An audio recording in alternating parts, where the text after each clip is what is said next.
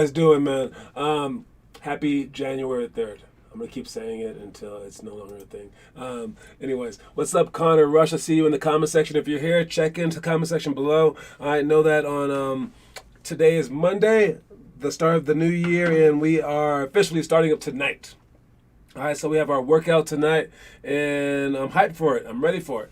All right, this will be the first time that we're doing 7 days a week, and after doing that for so many years, doing it just 5 days a week was kind of weird, honestly. All right, I was used to the whole 7 days a week thing until COVID hit, and you just kind of just like fall into it, man. It becomes like part of life. And I know it's going to be a rough start for you guys doing it that way because when we did that before, we kind of slowly eased into it, and I believe that we're doing that now as well. But I'm not really sure what the feelings were like once we started going 7 days a week. I do know that the only people that really experienced the 7 days a week were me and my brother. All right, out in California, Kendrick, because we were the ones that had to be there. And then I remember when we finally gave each other a day off. It was like, okay, you can take Fridays off. I'll take like Saturdays off or something like that. We would still come in on our day off because it was like, I'm not doing anything. It's only like a few hours of basketball. It's great, right? So that's how much it became a part of our lives. We just wanted to just keep doing it. All right, so I'm hyped to start the every day of the week thing, and that is what basketball is. Again, I will continue to offer only what you guys actually need. All right. What's up, Finn Kaufman? Otto Porter Jr. Otto Porter Jr. His name sounds like he's from the 1920s. All right. I was gonna draw this up for Derek Valdez, but I'll draw it up for you guys since I don't think Derek watches the show. But I'm gonna draw it up for him on a napkin, and I feel like if I can't explain it to you guys, then I probably can't explain it to him either.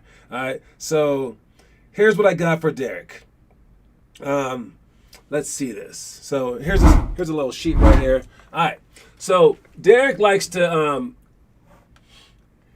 leave our workouts early on the days when we have 6:30 to 8:30. Workouts followed by our conditioning from 7:30 to 8. All right, and you know what? So does Connor. Connor likes to show up late when we have it early. He hasn't been here for the times that we have it like afterwards, but we'll have it afterwards on Mondays and Wednesdays. On Fridays we'll have it before. And his dad keeps asking me, I don't know if he's on here. Are you on here, Derek? Are you on here? I'm talking about you. I don't know. But he always asks, which one are we doing first? And I know that so that they can organize their day so that they can leave. But either you're busy or you're not.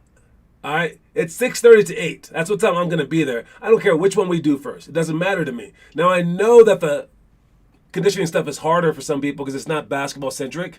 But in terms of me playing against Finn or Connor out there, I can kick your butt for one reason and one reason only. Maybe I'm more talented than you are. Yeah. But I don't know. It's getting kind of close at my old age. I can beat you because I have physical strength. I'm not even faster than you guys anymore. It's because I'm stronger. All right. And here's what you have here. All right. You have 3 different lines. You got this line right here. You got this line right here. And you have this line right here. All right. And the distance between these lines, when you look at this distance right here, the distance between them is enormous. And you can't just jump from one line to the next. That's too big a difference. That's too big a difference to just jump there. All right? And the thing is, in the end, this is the NBA. This is D1, and this is high school. All right, and the great part about where Derek is in first grade is that he's right here. And you can jump from one line to the next. It's very, very possible to jump from one line to the next, anywhere along here. It's very, very possible to go from the yellow line, the green line, whatever. These lines are where you're supposed to be. All right? Wherever everyone knows who the NBA guys are. It's so freaking obvious. Everyone knows, oh yeah, that kid's supposed to make the NBA. Everyone can see it. Everyone sees the talented kid, right? And everyone sees the kid who like totally slugs. Everyone sees the kid who's in the middle. We all know this. But as time goes on, and you're no longer in first grade, or fourth grade, or eighth grade, or 12th grade, the lines get further and further away. And it's a monumental leap. So for him, he's very, very lucky that he's right here at the start. He's right here at the start. All right? And if he wants to be at the dominant edge in fourth grade versus just this edge or this edge, he's going to have to be one of the kids kicking butt in fourth grade. And who are those kids? It's the kids who are faster and stronger. All right? And in our program, it's very obvious to see what you're missing. Like right now, even with me pushing Connor, he has the Monday, Wednesday, Friday thing. That's what we're going to start doing. He has the nighttime stuff. We're going to start doing it. He has the book stuff. We're going to start doing it. He's still missing Tuesday and Thursday morning. I mean, so you're intentionally aiming shorter. You're intentionally aiming just right here instead. And if you went on that top line to begin with, you're in trouble. So every step of the way, realize that you're choosing which line that you're on. And maybe at some point in time, you can jump from line to line and say, I'm not going to start today. Give me a few months to become more mature. Give me a few months to see if I like it or not. Then I get to choose which line that I'm on. But after a while, you can no longer choose. You're either on this line, or this line. And you can't jump from line to line because it's far too much of a jump. So when you guys are skipping things on purpose, you're choosing your line every single day. And if the only reason that you're choosing a lower line is because it's too rough for you, realize that's what people were saying way in the beginning when you were like, hey, I'm a red line person. I want to make the NBA. And they laughed at you. That's what they're saying to you. They're saying you can't, if you went on the red line, you couldn't handle it. It's too much for you. It's too hard for you. And they're not saying it, they are saying it in terms of the whole thing, but they're saying it every single day. And when all it is 30 extra minutes of jump roping, is that too hard for you? You've done it before. It's too hard for you on certain days. And that's all that they were saying to begin with when they were dogging you and saying that you couldn't do it. All right, so realize which line that you're on and choose your line. And if you're a first grader, a second grader, a kindergartner, you can choose whichever line that you want easily. But you got to stay on that line. You can't start hopping from line to line. It's easy to hop down, but it's impossible to climb up. Strength is very important. Yeah, because at some point I'm guarding a 240-pound guy. I can't stop him from posting. Exactly. All right, I answered the New Year's questions anyways. I want to know if my answers change a year from now. That's good. Now you can answer it every month if you want, but you can only submit it one time, and that is on January 1st. We will see you then. Anyways, just make sure that you guys know which line that you're on and stay on that line. And I don't know, just go for it. Like if you try to stay on that red line and you top out in fourth grade, who cares? You'll be the best fourth grader around. And then when you don't work out at all, come sixth grade, you'll be pretty darn good still. Come eighth grade, you'll be pretty good still. Who cares? All right, it's just a game. But if you start out on that green line and then come eighth grade, you're like, I want to make the NBA. It's like, shut up, dude. You're too late. So go for it right now because you only have one chance. You don't know what you're going to feel like in the future, so you might as well just go for it. That's the reason that you go to school. The reason that you try hard right now is because you don't know what your future is going to be like. So you might as well set yourself up well. All right, let's start off with the movie of the day. We got the third grade movie since we are on the third day of the month. All right, the third grade movie, man, this one seems, it's a weird choice, man. I think with all these older movies, they have low ratings in terms of like, not how good they are, but in terms of like PG or G or whatever, because they were made a while ago. This movie was made in 1974, I believe, and it's called Bang the Drum Slowly. All right, and as I'm reading through it, This is like the saddest movie in the history of the planet. Oh my god! Now it does have some great actors in it. I mean, it has Homeboy from Taxi Driver is in it. Whatever his freaking name is. What is the dude's name? He's in the movie Joker. Let me see. What is his name? Bang the Drum Slowly is with. Oh my god! I can't forgot his name. His name is. Now I gotta find it. All right, Robert De Niro. Yes. How am I gonna forget his name? He's an epic actor. All right, Robert De Niro plays Bruce Pearson, and he is a catcher who has a terminal illness. He just found out that he's gonna basically die. I think it's Hodgkin's disease, and there's a holdout guy. Yes, there were holdouts back then. Contract holdout pitcher who's like finagling his way on this team, and he's not gonna play just to make sure he gets more money or whatever. And they're going to cut the guy. They're going to cut the catcher. Not in terms of like, with the knife, but they're going to cut him from the team. And this dude, the pitcher, he's also an insurance salesman, so he knows that the guy is going to die. So he makes it a point to say, "Oh, hey, I'll play if you guys don't cut him. We're a package deal. I wanted him to be my catcher." And they're like, "What?" And he basically finagles a way for the guy to stay on the team an extra year while he's dying. And that's what the movie's about. And they go from like a disgruntled team to just being like super close because now the team like kind of finds out about it and stuff like that. And it basically is like a movie more than just sports. And it's a movie about what matters more, life or sports, and about like the bond that you make on a team. So Bang the Drum Slowly is probably one of these movies that you want to watch with your parents. All right, to this day, it has a 92% rating on Rotten Tomatoes. So I have not seen it, but just based off all that, it sounds like a pretty good movie. If I had to guess the stars, I mean, we might as well just say 92%. So let's go with, I can't give it 46 stars. That's a lot of stars. I'm going to give it 43.5 stars, guys. 43.5 stars. Bang the Drum Slowly. Boom, boom. I answered the New Year's questions anyways. Yep, got you. Anyways, if you guys watch this movie, let me know. If you want to watch one of the future movies, let me just say them real quick right now, just in case you happen to not have the book.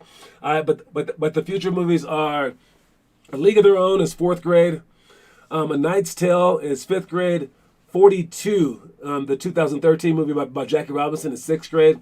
Balls of Fury is 7th grade. Caddyshack is 8th grade. The Battle of the Sexes, 9th grade. 10th grade is Cobb. 11th grade is 61. 12th grade is Above the Rim. It's a lot of baseball movies this month. How many baseball movies are there?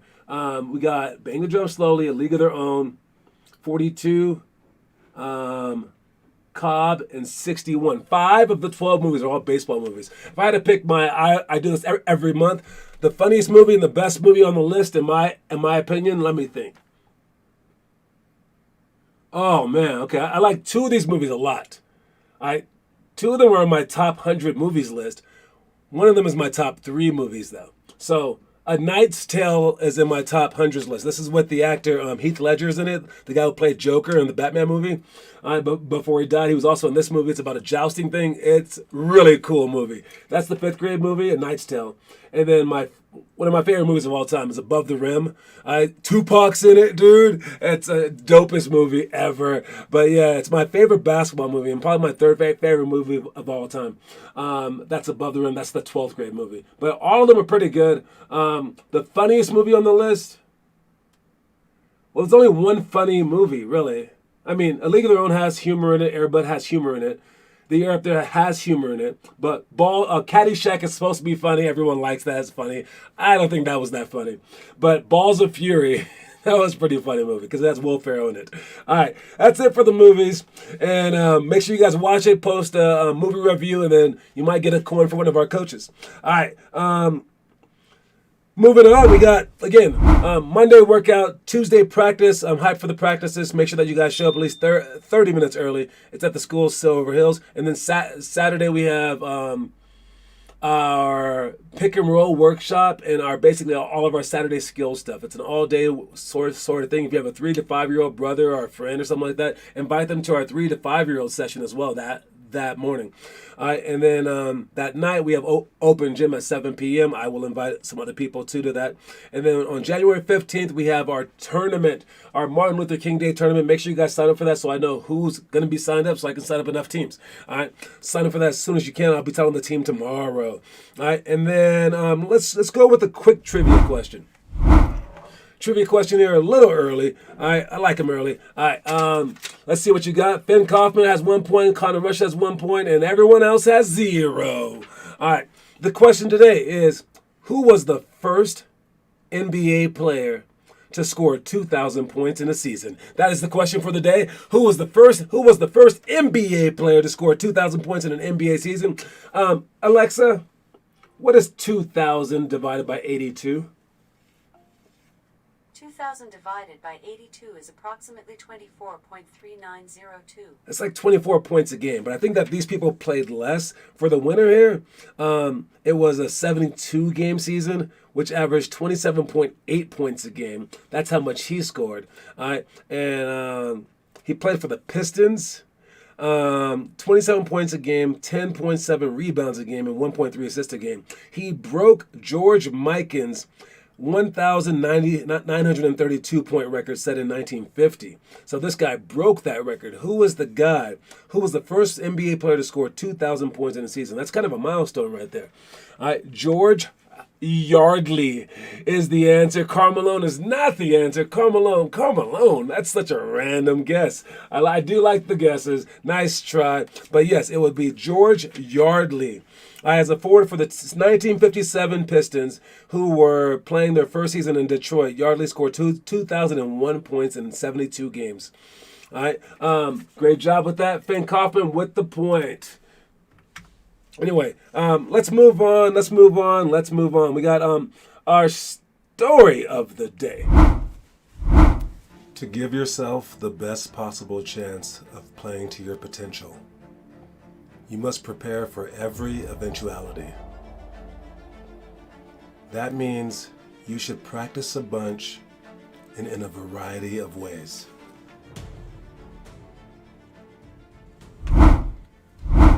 Yes, you should practice a bunch and in a variety of ways. I would say, man, like with some of the stuff out there too, you want to practice for every eventuality. Like even like having to go up into someone, turning around, hitting a backward shot. Practice that shot. Practice the one-legged shot that DeMar DeRozan hit for his game winner. Practice every conceivable thing that could happen in a game and do it purposefully. Like go out there and like imagine the game happening and practice in those ways. Now, you can't get like too ridiculous about it, right? You're never going to shoot like a left-hand half-court shot. Yet I would practice that. I used to always practice that. I was praying for that to need me to somehow shoot a left-hand half-court shot for a game, and I practiced it. All right, practice the real shots as well, but practice every eventuality because you never know which way that you're going to be headed in life. You might have to be a center one day.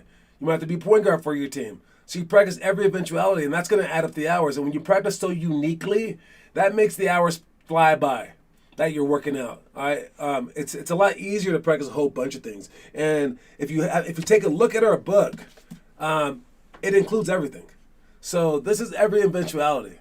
So right here is a perfect way to start with. But you can take it on your own as well and get even further and further and further down that rabbit hole and practice every single thing. All right. No, I didn't Google it. It was my mom. You just took shots of my mother. She guessed Karl Malone. I guess that's at least she named a human being that played in the NBA. And I'm sure at least 1 year he led the league in scoring. At least 1 year. All right. I practiced half-court shots so much, and then the one game I played for the 7th graders with you, it missed by 3 inches. That does happen, man. All right. Let's start off with our elementary school workouts real quick. We got spin move series. So this is what we're gonna do for our practice. I'm thinking for practice, we're gonna just stick with the middle school stuff. Since we don't have that many elementary and that many high schoolers showing up to these practices, we might as well just stick together, learn as a team, and eventually we will go over all this stuff. So like this elementary drill, this set of drills right here, I think it's also gonna be our middle school drills for Thursday. So it all works out. So we're gonna stick to the middle school right now until the high schoolers are done with their season and we have a bigger group. Then we can start splitting you guys, and if we get more elementary kids by then as well. But for right now, we'll stick with to the middle school stuff. But I'll still talk about all this stuff. If you have any questions, let me know. All right, spin move series. That's dribbling in, spinning for a layup, fake spin for a jump shot, full spin for a pump fake rip through, fake spin for a pump fake rip through, then fake spin, go straight for I made up this name, but yeah, the rocker step for the last one. 2-on-2-on-2 triangle is coming down, playing 1-on-1, and then passing the ball to the wing and trying to face cut or trying to jump in front of him so he doesn't face cut you. Then you go to the opposite side, opposite low block, and then the guy who caught the ball on the wing dribbles the ball to the top while the opposite wing person screens down.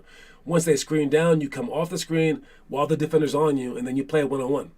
All right, the person that passed you and the person that screened for you, they step off the court as soon as you guys shoot it. They rush each other and go for the rebound. Then they go 1-on-1 full court, whoever happens to get the ball.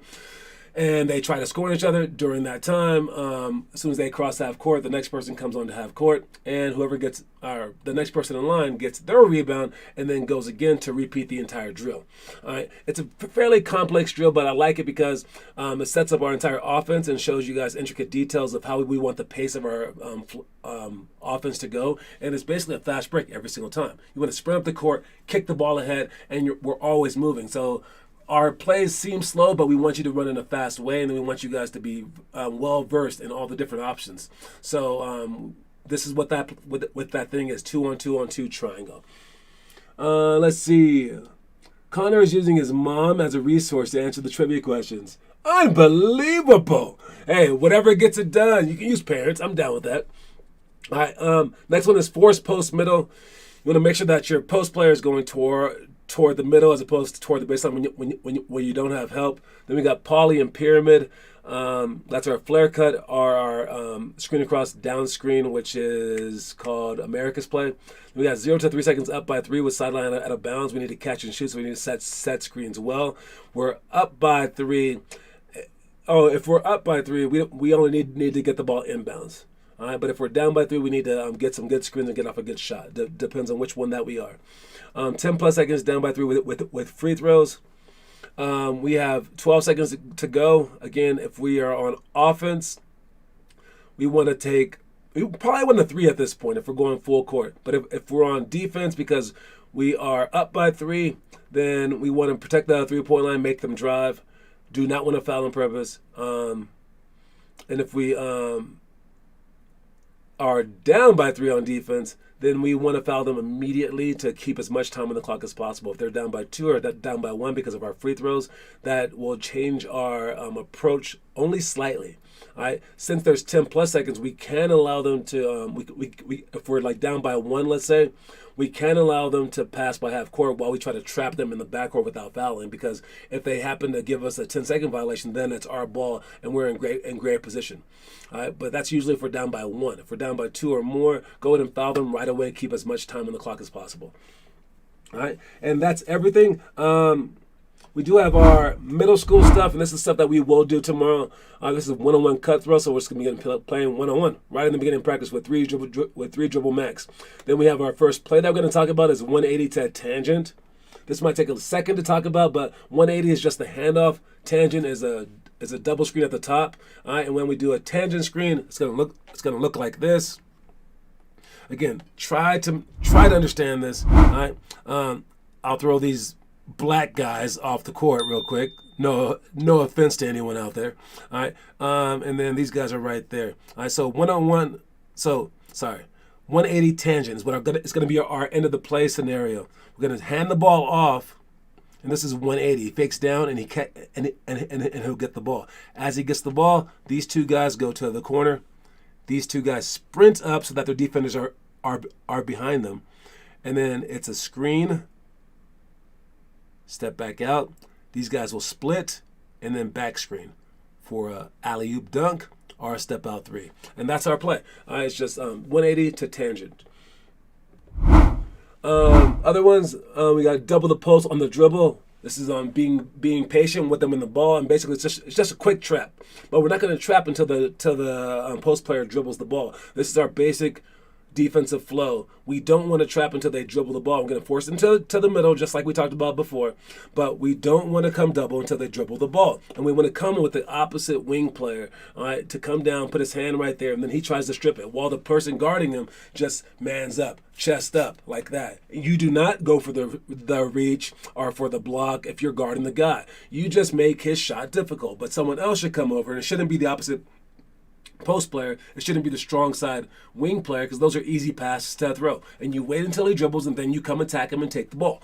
All right, so that's what we'll be practicing. We'll also be practicing our outlet passes, sprinting to the sideline, outlet, then our first dribble's long, so that we can get the ball off the court as fast as we can. Miss free throws on purpose when we need to score, and then 10 plus seconds down by 3 with free throws full court. So we'll be practicing all these different scenarios, playing off of that, and getting better. All right, Tangent is such a good play if you run it right. Totally is, dude. Finn, you have Android emojis. Yeah, what's up with that? One of Austin's friends wants to check it out. He can come watch, or he can get any free workout using the promo code TRYOUT. Tryout is the free promo code for any non-members. They can do a Monday, Wednesday, or Friday workout, or even a Sunday workout with promo code Tryout. They can always come to Saturday open gyms at 7 p.m. for free, multiple times, whatever. The trial code only works once. They can't come to our Tuesday and Thursday practices because those are our elite team things. All right. Then for the last one is our high school stuff that we won't go over tomorrow, but I'll just going over it now. A swoop, layup, chase, athletic rebound, and putback, meet post on the break, all out deny great players, miss free throws on purpose, and then 10 plus seconds down by 3. All right, talking about our quote of the day. It's keep it cool, baby. All right, keep it cool. With old Snoopy up there, I don't know if you kids know who Snoopy is, but he was a dog with shades on. He wasn't blind. Don't worry about it. All right, but keep it cool. No matter what goes on in these games, what goes on in practice. I mean, look at Antonio Brown. I mean, it's the mental aspect of everything is huge. You keep it cool, you keep it calm, and your teammates will basically elect you leader by default.